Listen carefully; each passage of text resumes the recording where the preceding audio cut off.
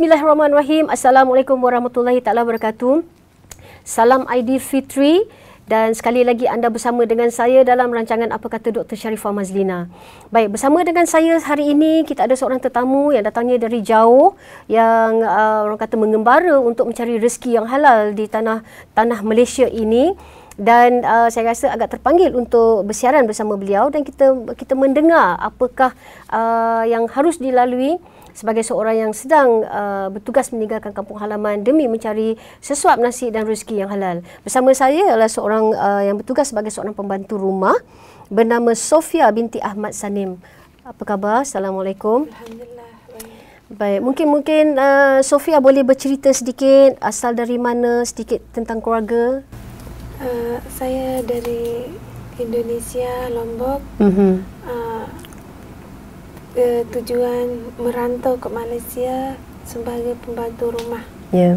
Mencari sesuap nasi. Okey. Masa depan Keluarga di kampung. Okey, di kampung masih ada siapa lagi? Ada ibu, ada adik-beradik ke macam mana? Ibu dengan adik-adik. Ya. Okey, baik Sofia. Dengan santai kita bersembang untuk kita hayati bagaimana sebenarnya kehidupan sebagai seorang yang merantau begitu jauh untuk menjadi pembantu rumah. Yang mungkin sebelum ini tidak pernah bersiaran di mana-mana siaran TV untuk mendekati dan mendengar apa rasa mereka berdagang begitu jauh meninggalkan kampung halaman sempena Ramadan dan sekarang dengan Aidilfitri. Dah berapa bulan dah berada di Malaysia? Alhamdulillah sekarang saya sudah 4 bulan di Malaysia. Dah 4 bulan. Alhamdulillah, syukur banyak-banyak sama Allah sebab saya dapat majikan yang baik. Okey, alhamdulillah. Baik, mungkin Sofia boleh bercerita sebab kadang-kadang saya sebenarnya agak terharu melihat bagaimana pekerja-pekerja yang datang ini mereka terpaksa membanting tulang bekerja sebagai pembantu rumah atau pembina bangunan, mungkin bekerja menyapu jalanan, bekerja-pekerja yang begitu berat yang memerlukan tenaga tulang empat kerat. Sedangkan dalam bulan Ramadan mereka tetap harus melakukan tugasan ini tanpa ada perbandingan, tanpa ada kompromi daripada mungkin daripada majikan. Tugas harus dijalankan. Bulan tetap masih itu adalah bulan puasa. Sedangkan kita ni orang yang majikan ni atau orang biasa sekarang ini, kita bulan puasa mungkin kita keletihan, mungkin kita mengelak untuk membuat kerja-kerja yang berat, mungkin kita inilah masanya untuk mengurangkan aktiviti-aktiviti tersebut. Tetapi mereka ini terpaksa lalui kehidupan yang sama sebagaimana bukan bulan puasa.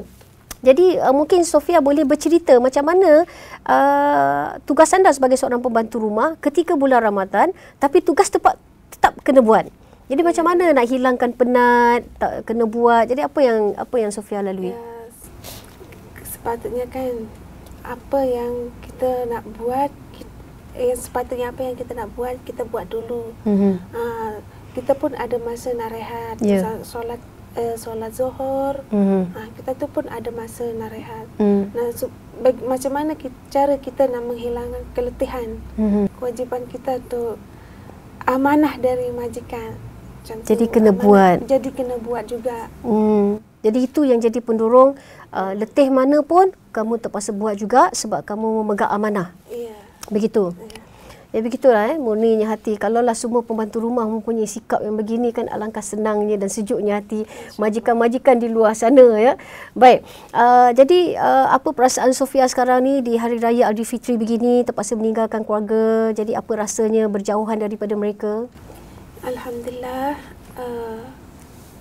saya senantiasa di sini senantiasa berdoa kepada ibu dan adik-adik di rumah, semoga sehat, diberi kesehatan sama Allah. Rasa-rasanya kalau diberikan satu impian, ya, kita nak dengar juga impian ni sebagai seorang yang bertugas sebagai seorang pembantu rumah seperti anda meninggalkan jauh kampung halaman. Kalau diberikan satu impian, apa yang ingin anda capai? Impian saya satu ialah ingin memperbaiki rumah agar ada tempat ibu dan adik-adik saya untuk mengerjakan ibadah semasa. Bagaimana keadaan rumah sekarang ini yang diimpikan nak jauh lebih baik? Jadi macam mana agaknya keadaan rumah sekarang ni yang dikatakan perlu dibaiki tu? Rumah dah tua sebab saya dengan semenjak bapa meninggal, saya pun anak yang nomor 3, saya adik-beradik 4 orang. Tetapi kakak-kakak saya sudah meninggal. Jadi saya tinggal 3 orang. Nah, sekarang ibu saya sakit. Jadi di tulang punggungnya ialah saya. Saya yang kena bekerja. Okey. Ini mungkin soalan ni tak pernah ditanya oleh mana-mana pihak dan saya ingin mengambil kesempatan ini untuk bertanya secara peribadi pendapat seorang pembantu rumah ataupun yang datang daripada Indonesia terhadap sikap pembantu rumah yang kadang-kadang melarikan diri atau kabur, dicakap dalam bahasa Indonesia. Dan ini menyusahkan sebenarnya kepada majikan kerana majikan terpaksa membayar dengan harga yang begitu tinggi untuk mendapatkan seorang pembantu rumah dan tiba masa dalam 2-3 bulan mereka melarikan diri.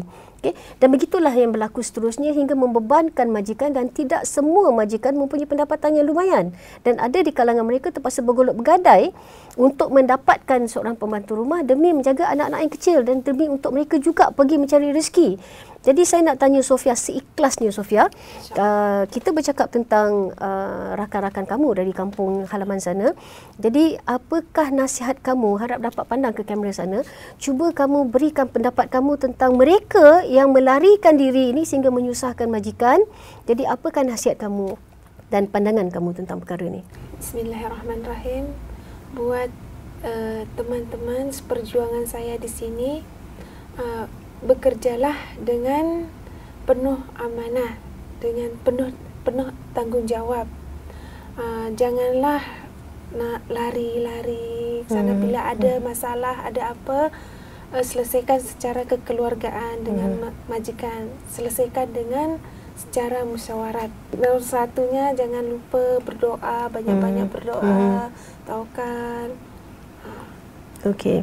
Jadi apa pendapat Sofia tentang mereka yang lari ini? Apa pendapat kamu? Bagus ke tak bagus ke apa sebenarnya? Pendapat saya yang lari itu memang tak bagus. Sebab di luar itu belum tentu nasib dia akan jumpa orang baik. Sekarang kan dah macam-macam terjadi kan. Sekarang ni yang terjadinya orang jual orang. Betul tu. Jadi itu kita kena jaga. Kalau contohlah pesan saya buat teman-teman yang di luar sana, bekerjalah dengan sebaik-baik mungkin, dengan penuh amanat, jangan lari-lari. Sebab di luar sana itu bukan tempat yang selamat, ya. Dan kamu sendiri pernah melalui keadaan yang begitu gelap, dalam keadaan yang sama begitu bila tidak ada permit dan sebagainya satu ketika dahulu, saya dikatakan, betul? Dan bukanlah kehidupan yang senang. Okey. Baik. Baik. Mungkin ada saudara-saudara saya yang menonton. Kalau ada saran saya, pesan saya yang di rumah yang ada di Indonesia, kalau ada saudara dia mau datang ke sini, tolong janganlah dia nak gelap.